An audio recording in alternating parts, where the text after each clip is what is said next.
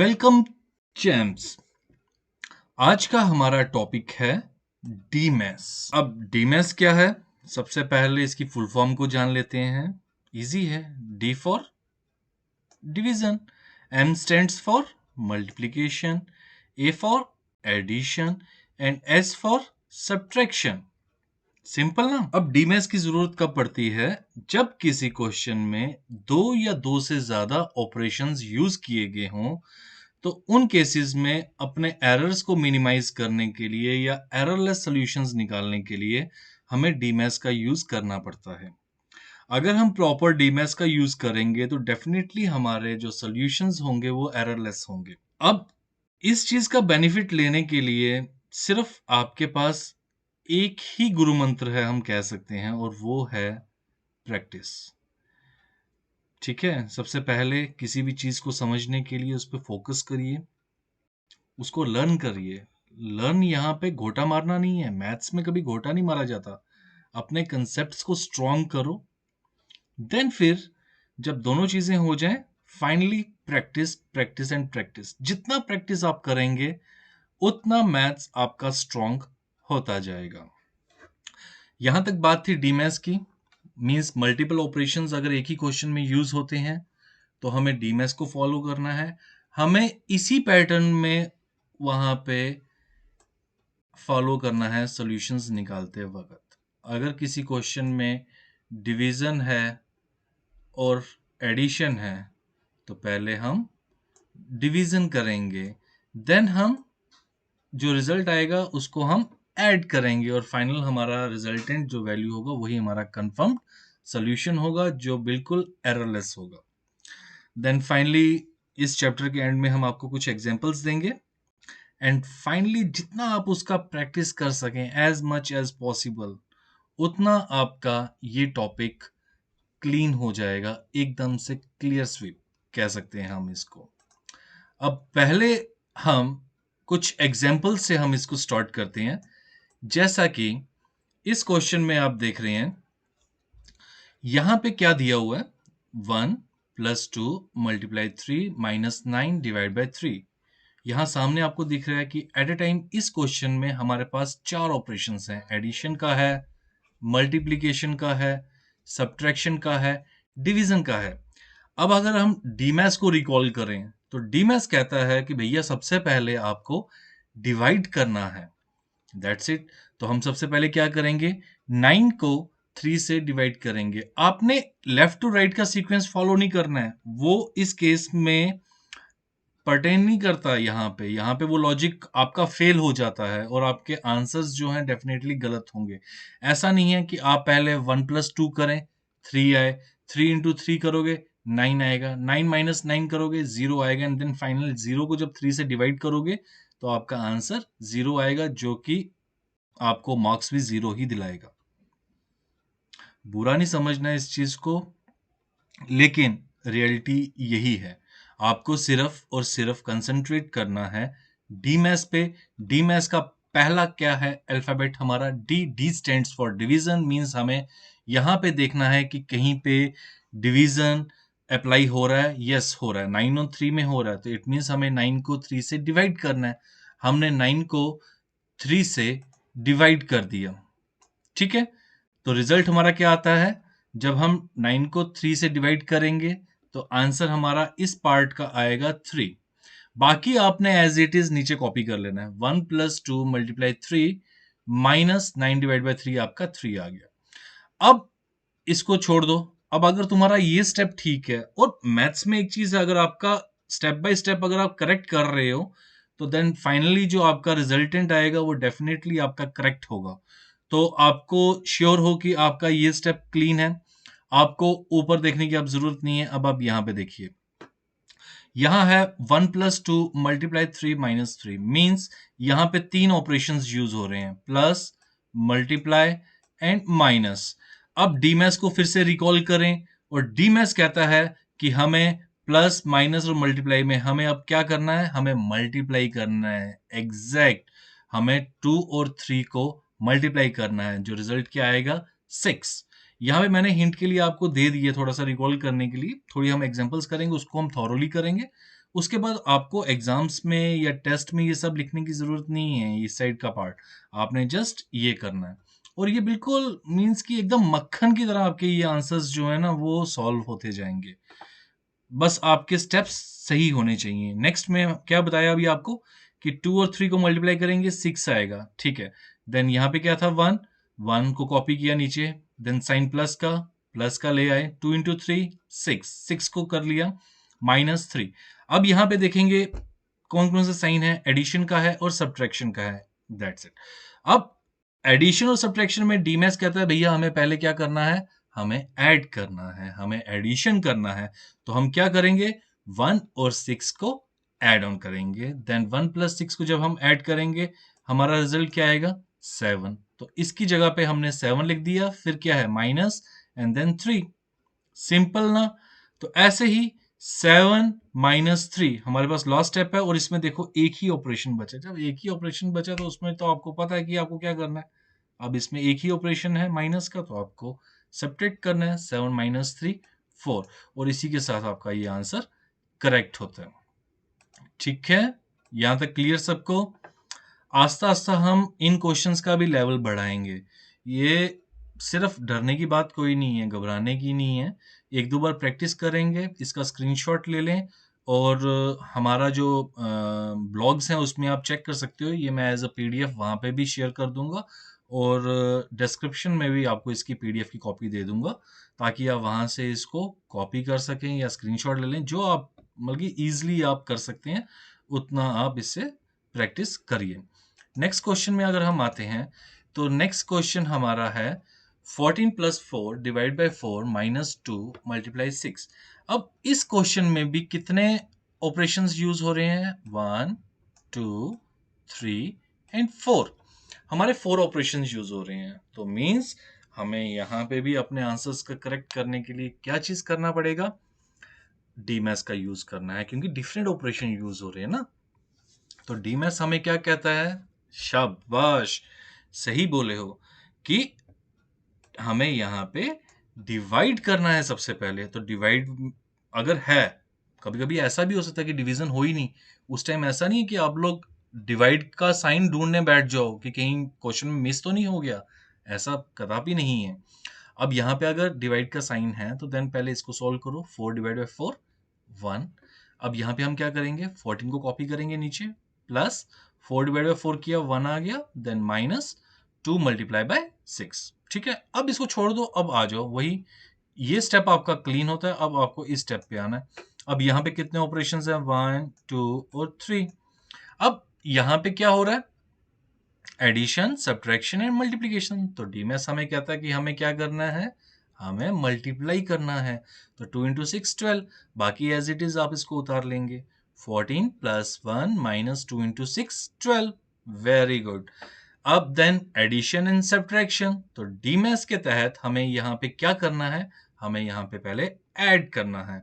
किन को ऐड करना है, 14 और 1 है, तो इट मीन्स हमें 14 और 1 को ऐड करके यहाँ पे 15 रिजल्ट आ गया। देन बाकी जो रिमेनिंग हमारी वैल्यू है दैट इज -12, वो यहाँ पे हमने लिख ली, 15 माइनस 12 3। और इसी के साथ ये आंसर भी आपका करेक्ट निकलता है। इसको भी स्क्रीनशॉट लेके आप एक बार इसकी भी प्रैक्टिस आप कर लें क्योंकि इसका लेवल पिछले वाले से थोड़ा सा अबव था। अब जो थर्ड पार्ट आने वाला है नेचुरली उसका भी लेवल हल्का सा होगा। मीन्स हम देखो, अगर आस्ता आस्ता आप स्टेप्स को चढ़ेंगे ना तो आप इजीली कहीं भी पहुंच सकते हो। अगर आप जंप मार के कहीं जाने की जिद में चलते हो तो कहीं ना कहीं चांसेस, प्रोबेबिलिटी बहुत ज्यादा हो जाती है कि आप कहीं पे गिर सकते हो। तो जब अच्छे अच्छे स्टेप्स आपको मिल रहे हैं तो उनको फॉलो करो ना, क्यों एकदम से शॉर्टकट मारना है या एकदम से जंप मारना है ना। तो अब थर्ड एग्जाम्पल की तरफ आते हैं। देन थर्ड एग्जाम्पल है हमारा 15 minus 3 plus 4 divide by 2 plus 2। इसमें भी सेम 4 ऑपरेशंस यूज हो रहे हैं, 1 2 3 4 ऑल 4 ऑपरेशन यूज हो रहे हैं। देन इस केस में हम क्या करेंगे, वहीं सबसे पहले डीमैथ्स कहता है हमें डिवाइड करना है, 4 डिवाइड बाई 2 हमारे पास रिजल्ट 2 आ जाएगा, बाकी एज इट इज कॉपी कर लो, 15 का 15 उतारा, 3 का 3 उतारा, माइनस का माइनस लिया, देन मल्टीप्लाई का मल्टीप्लाई आ गया। अब ये 2 कहाँ से आ गया? अरे 4 को 2 से डिवाइड किया तो 2 आ गया ना, ये 2 आया। अब जब हमने इसको 4 और 2 को डिवाइड किया, ये 2 कहाँ से आया? जब हमने 4 और 2 को डिवाइड किया तो उससे हमें ये 2 जो है ये मिल गया। देन इसके बाद प्लस, प्लस का प्लस आ गया और देन फाइनली 2 आ गया। Clean, very good. अब फिर वही 3 ऑपरेशंस हमारे बचे, माइनस, मल्टीप्लाई एंड प्लस। तो डीमैथ्स के तहत हमें सबसे पहले क्या करना है? हमें मल्टीप्लाई करना है। तो 3 इंटू 2 हमारे पास 6 आ गया। लेकिन ऐसे नहीं लिखेंगे बीच में से, आप स्टार्टिंग से शुरू करो। पहले क्या है? 15 है, तो 15 को कॉपी कर लिया, देन माइनस का साइन है, माइनस लगा लिया। अब ये जो आपका ग्रुप बन गया था कि आपको मल्टीप्लाई करना है, तो 3 इंटू 2 6 आ गया, तो 6 को कॉपी कर लिया।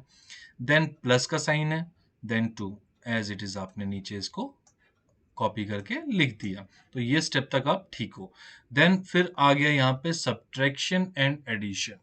अब आप बोलोगे कि सर ऐसा है कि आप तो बोल रहे थे 1 बाय 1 लेवल अप जा रहा है, लेकिन इसमें भी कोई ऐसी चीज नहीं है। लेकिन यहाँ पे एक चीज है, यहाँ आपको एक लॉजिक का यूज करना है कि हमें ऐड करना है ना जब, तो एडिशन सिर्फ ऐड वाली वैल्यूज की ही होती है। मींस ये जो 6 है यहाँ पे, ये पॉजिटिव वैल्यू नहीं है, ये नेगेटिव वैल्यू है।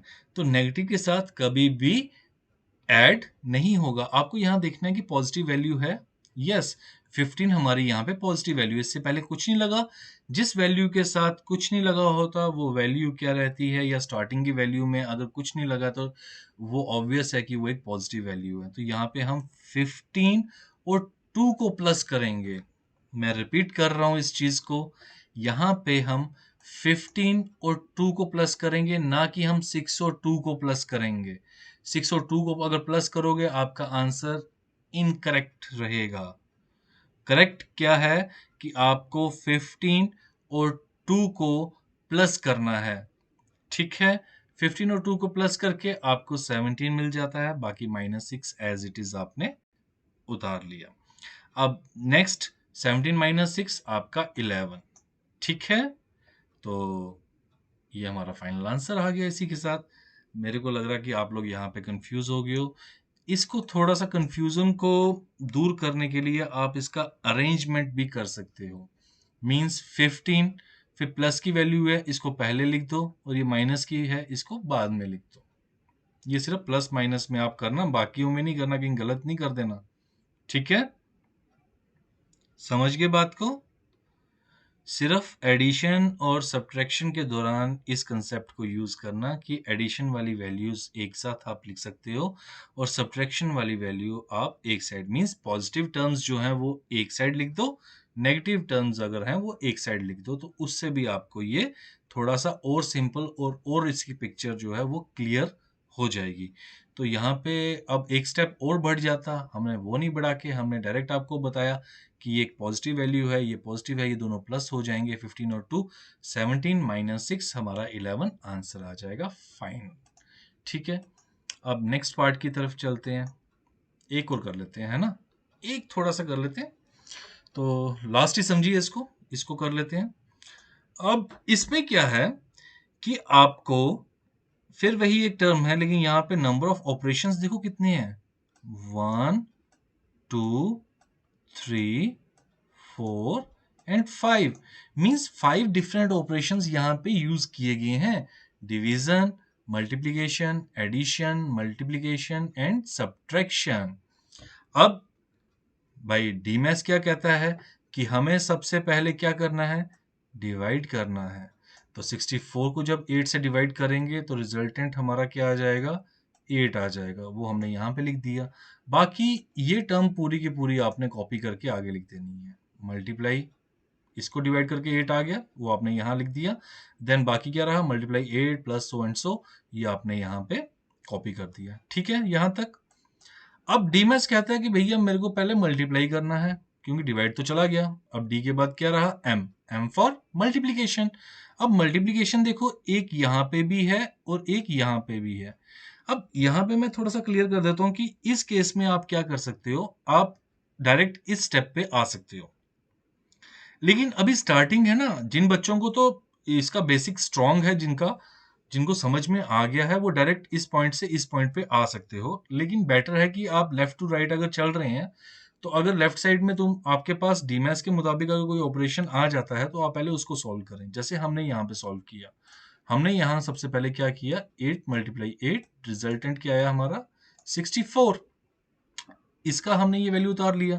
देन आगे जो बचा था वो सारा का सारा हमने यहाँ पे कॉपी करके पेस्ट कर दिया, कह सकते हैं इस चीज को। ठीक है, अब अगेन इसमें देखेंगे प्लस मल्टीप्लाई माइनस, तो यहाँ पे हमें इसको कुछ नहीं करना, इसको कुछ नहीं करना, हमें सबसे पहले मल्टीप्लाई करना है। तो 5 मल्टीप्लाई 3, तो ये आ गया हमारा 15। बाकी एज इट इज उतारिए, 64 प्लस 15 माइनस 2। अब देखो एडिशन भी हो रहा है और सब्ट्रैक्शन भी हो रहा है नेक्स्ट स्टेप पे। तो अब ये वैल्यू भी पॉजिटिव है, ये भी पॉजिटिव है, ये आपस में प्लस हो जाएंगी दोनों वैल्यूज। जब दोनों प्लस हो जाएंगी तो रिजल्टेंट आएगा 79, तो वो हमने यहाँ लिख दिया। बाकी -2 बचा, तो 79 - 2 77, तो ये हमारा फाइनल आंसर हो गया। ठीक है बच्चों, समझ आ गया? उम्मीद करता हूँ कि सबको समझ आ गया होगा। फिर भी अगर कोई कंसेप्ट या कहीं पे भी आपको कुछ प्रॉब्लम आ रहा है, तो आप कमेंट सेक्शन में टाइप करके लिख सकते हैं। ठीक है, अब इसके बाद हम नेक्स्ट चलते हैं आपके होमवर्क की तरफ। ये होमवर्क है, इंटरेस्ट के साथ इसको करना, ये नहीं समझना बोझ नहीं इसको समझना। चाहे आप रोज का एक क्वेश्चन निकालें, चाहे आप ये सारे हार्डली 15 to 20 मिनट्स का काम है ये, या मैक्स 45 मिनट्स में आप ये सारे के सारे क्वेश्चंस कर सकते हैं। कितने हैं ये total questions? 5 5 5 15 and 3 18 questions total हैं। अगर 1 मिनट भी आप लगाते हैं हर एक क्वेश्चन में, तो कितना टाइम लगा आपको? 18 मिनट्स। और अगर 2 मिनट्स भी लगाते हैं तो 36 मिनट्स। मेरे को नहीं लगता कि इससे ज़्यादा आप लोग टाइम लगाएंगे इसको। तो इसका स्क्रीनशॉट ले लीजिए और इसकी प्रैक्टिस करिए। जितना आप इसको प्रैक्टिस करेंगे, उतना ये आपके डी मैथ्स का टॉपिक जो है वो स्ट्रांग हो जाएगा। देन फिर हम अगली क्लासेस में डी मैथ्स के बाद नेक्स्ट हम कहाँ आएंगे? यस, बॉड मास में। और जब बॉड मास हमारा स्ट्रांग हो जाएगा, देन फिर हम उसके बाद चलेंगे वी बॉड मास में। स्टेप बाय स्टेप चलते हैं ना, क्यों जंप मारना है? डायरेक्ट हम वी बॉड मास पे आ जाते तो क्या फायदा था? गिर जाते, बोलते सर हमें पिछला तो समझ नहीं आ रहा, आप आगे लेके चले गए। तो यही हमारे चैनल का मेन मकसद है कि हम स्टेप बाय स्टेप चलें, स्टार्टिंग से बेसिक हम अपने बेसिक्स जो हैं वो क्लियर करें। और इस चैनल का बेनिफिट स्टूडेंट्स के अलावा उनके पेरेंट्स भी उठा सकते हैं। जो पेरेंट्स अपने बच्चों को खुद पढ़ाते हैं, कभी कभी ऐसा है कि कुछ कंसेप्ट्स उनको क्लियर करने होते हैं, तो वो भी इन वीडियोस को देख सकते हैं। चाहे फास्ट फॉरवर्ड करके इसको देख लीजिए, कोशिश करिए कि पूरी वीडियो देखिए। हम वीडियो ज़्यादा लंबी नहीं बनाएंगे, जो कंसेप्ट है वो आपको क्लियर होना चाहिए। हर वीडियो में, हर सेक्शन में कुछ ना कुछ आपको नया सीखने को मिलेगा। तो इसी के साथ फिर गुड डे, थैंक यू।